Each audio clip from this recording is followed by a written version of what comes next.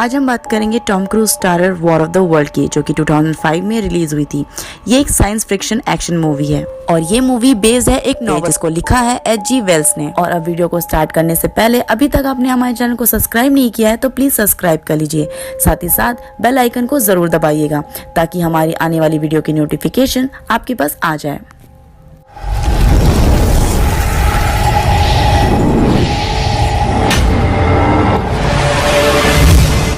Movie की starting होती है रे से, जो कि एक डेक पे काम कर रहा होता है। उसके बाद वो अपने घर की तरफ जाता है जहां उसका इंतजार कर रही होती है उसकी एक्स वाइफ अपने दोनों बच्चों के साथ और साथ ही साथ अपने न्यू हस्बैंड के साथ। बच्चों में एक 10 साल की लड़की है जिसका नाम है रेचल और उनका एक टीनेज सन है जिसका नाम है रॉबी।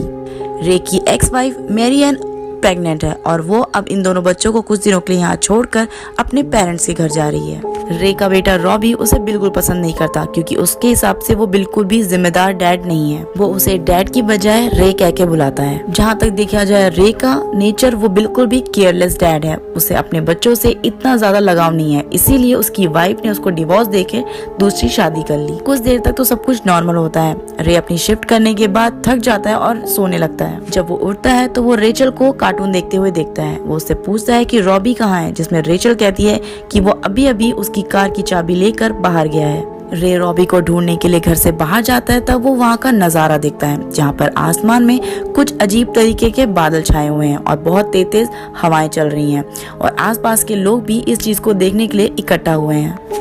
इन बादलों को और नजदीक से देखने के लिए वो अपने बैकयार्ड जाता है जहाँ उसकी एक नेबर भी होती है, जिसमें वो कहता है ये बहुत अजीब है। जिससे वो पूछती है कि क्या अजीब है। वो कहता है कि पहली बार ऐसा हो रहा है कि तूफान की तरफ हवा चल रही है।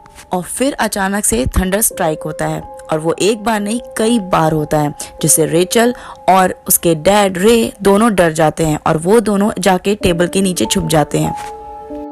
रे ये भी नोट करता है कि बिजली एक ही जगह बार बार गिर रही है। उसके बाद जब वो रुकती है तभी उनके घर की सारी लाइट चली जाती है, यहाँ तक कि उनके सेल फोन भी डेड हो जाते हैं। इसके बाद रे रेचल को घर पे रुकने के लिए कहता है और वो निकल जाता है रॉबी को ढूंढने के लिए। उसके बाद उसे रॉबी मिलता है और वो उससे पूछता है कि क्या तुम ठीक हो, जिसमें रॉबी कहता है कि हाँ वो बिल्कुल ठीक है। उसके बाद वो अपनी बहन के पास जाने के लिए उसे कहता है और फिर रे जाता है उस जगह पे जहाँ पर बार बार एक ही जगह पर बिजली गिर रही थी।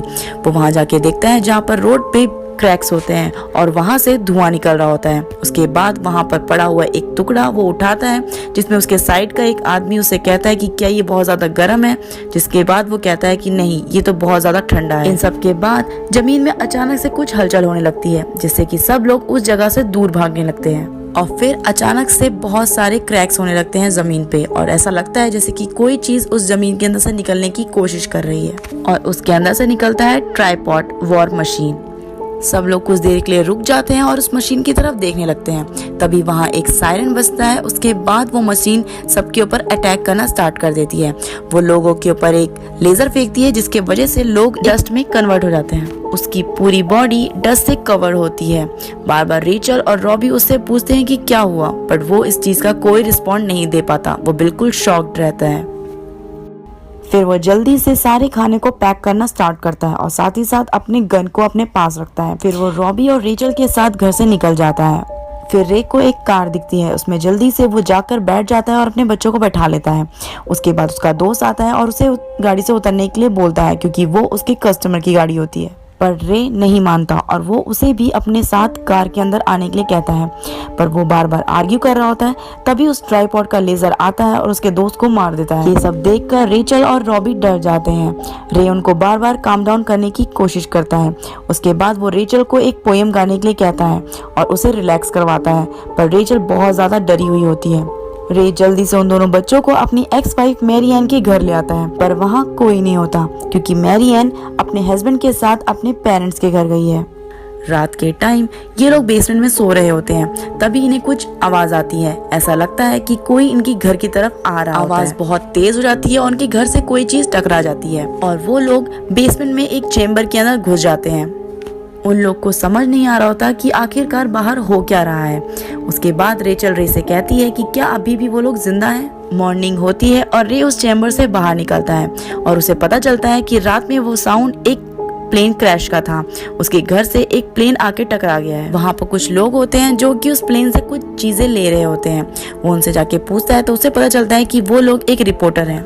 वो रिपोर्टर उन्हें बताते हैं कि वो लोग 80 बटालियन से जुड़े हुए हैं और वो इन मशीनों पर हमला करने की कोशिश करते हैं, पर वो लोग ये भी कहते हैं कि ये मशीन कभी भी डिस्ट्रॉय नहीं हो पाती क्योंकि इनके चारों ओर एक शील्ड है जिससे वो अपने आप को प्रोटेक्ट करती है। जिस भी मिसाइल से उनके ऊपर अटैक करते हैं वो पहले ही उस शील्ड की वजह से फट जाते हैं, वो उस मशीन तक पहुंच ही नहीं पाते। और फिर वो रे को एक वीडियो दिखाती है जिसमें बहुत सारी मशीनें होती हैं और वो हर जगह तबाही मचा रही होती हैं। वो रिपोर्टर ये भी बताती है कि ये मशीनें आज की नहीं हजारों साल पहले की हैं, जिन्हें पहले ही धरती के नीचे दफनाया गया था। फिर रे पूछता है कि आखिरकार इन्हें चला कौन रहा है, जिसमें वो रिपोर्टर उसे एक और फुटेज दिखाती है जिसमें लाइटिंग स्ट्राइक की वीडियोस होती हैं।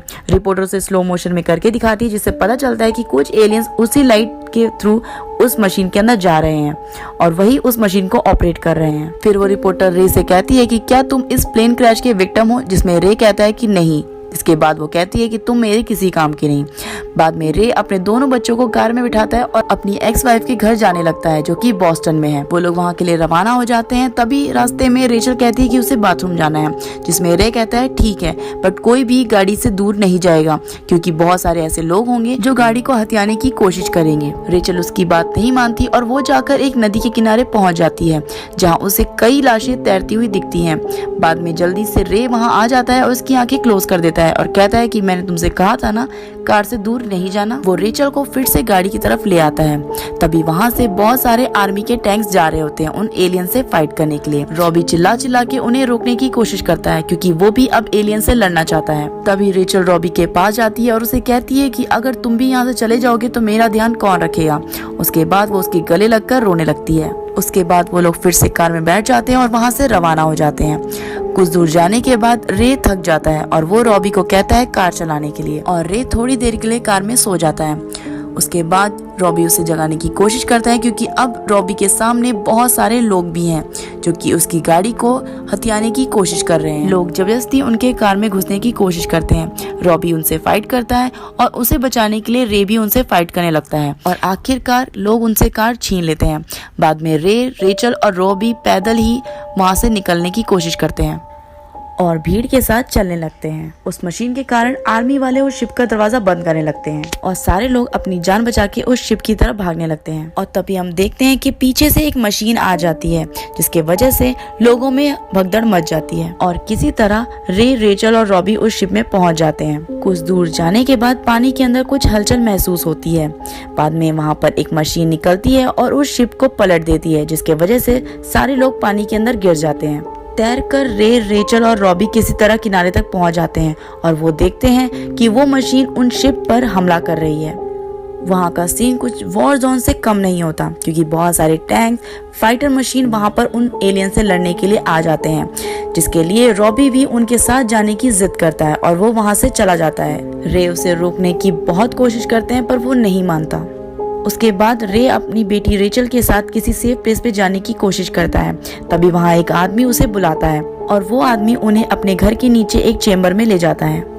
रे रेचल को सोने के लिए कहता है जिसमें रेचल कहती है कि उसे लोरी सुननी है और रे कहता है उसे नहीं आती। बाद में वो एक टूटी फूटी लोरी उसे सुनाता है। बाद में उसको रियलाइज होता है कि वो बहुत केयरलेस था अपने बच्चों की तरफ। रेचल को सुलाकर वो उस आदमी के पास जाता है और उसे पता चलता है कि उस आदमी के फैमिली मेंबर्स को उन एलियंस ने मार दिया है और अब वो आदमी उनसे बदला लेना चाहता है। और वो रे को भी कहता है उसके साथ मिलकर एलियन से लड़ने के लिए, जिसमें रे कहता है कि अभी उसका एम ये है कि वो अपनी बेटी की प्रोटेक्शन कर सके और उसे उसकी मॉम के पास पहुंचा दे। तभी उनके घर के अंदर उसी ट्राइपॉड का स्कोप आता है जिसके अंदर लाइट्स और कैमरा लगा होता है। असल में वो लोग ह्यूमंस को ढूंढ रहे होते हैं। रे जल्दी से अपनी बेटी के पास पहुंचता है। कुछ देर बाद बाहर से आने वाली सारी आवाजें अपने आप बंद हो जाती हैं और सब लोग घर में छुप जाते हैं। तभी वो आदमी एक कुल्हाड़ी लेकर उसकी पाइप को काटने की कोशिश करता है, पर इसके लिए रे उसे मना कर देता है। बाद में डर कर वो उसे नहीं काटता। कुछ देर बाद वो स्कोप वहां से चला जाता है और थोड़ी ही देर बाद कुछ एलियंस उनके घर के अंदर एंटर कर लेते हैं। एलियंस घर के अंदर ही होते हैं। तब वो आदमी बंदूक से उन्हें मारने की कोशिश करता है, पर इन सब के लिए रे उसे रोक देता है और उन दोनों की हाथापाई हो जाती है। इसी बीच फिर से ट्राइपॉड का हॉर्न आता है और वो सारे एलियंस वापस उस ट्राइपॉड में चले जाते हैं। एलियन के जाने के बाद वो आदमी रे से कहता है कि शायद हम लोग के मकसद एक नहीं है और उनके बेसमेंट में कुछ अजीब तरीके के प्लांट्स होते हैं जो कि बहुत जल्दी जल्दी बढ़ रहे होते हैं। इन सब से रेचल डर जाती है और वो घर के बाहर निकल जाती है। बाद में रे उसे ढूंढने के लिए बाहर आता है और उसके सामने आ जाता है ट्राइपॉड और वो उसके ऊपर अटैक करने की कोशिश करता है। वो जल्दी से एक कार के अंदर छुप जाता है और वो ट्राइपॉड उस कार को पलट देती है। बाद में वो उस कार के शीशे से देखता है रेचल को। रेचल ये सब देखकर चिल्लाने लगती है और ट्राइपॉड की नजर उसके ऊपर पड़ जाती है। वो रे को छोड़कर उसकी तरफ चला जाता है और उसे पकड़ लेता है। अपनी बेटी को बचाने के लिए वो ट्राइपॉड की तरफ चिल्लाता है पर ट्राइपॉड उसे नहीं सुनता और वो जा रहा होता है। तभी वो एक आर्मी की गाड़ी से ग्रेनेड की एक पूरी बेल्ट निकालता है जिसमें से वो ग्रेनेड उस ट्राइपॉड की तरफ फेंकता है, जिसके बाद उस ट्राइपॉड की नजर फिर से रे पे जाती है और वो उसे उठा लेती है। रे को भी वो उसी टोकरी में डाल देती है जिसमें रेचल होती है और फिर हम देखते हैं वो मशीन इंसानों को कलेक्ट कर रही होती है कुछ टोकरियों में और वहाँ उनके साथ बहुत सारे लोग होते हैं।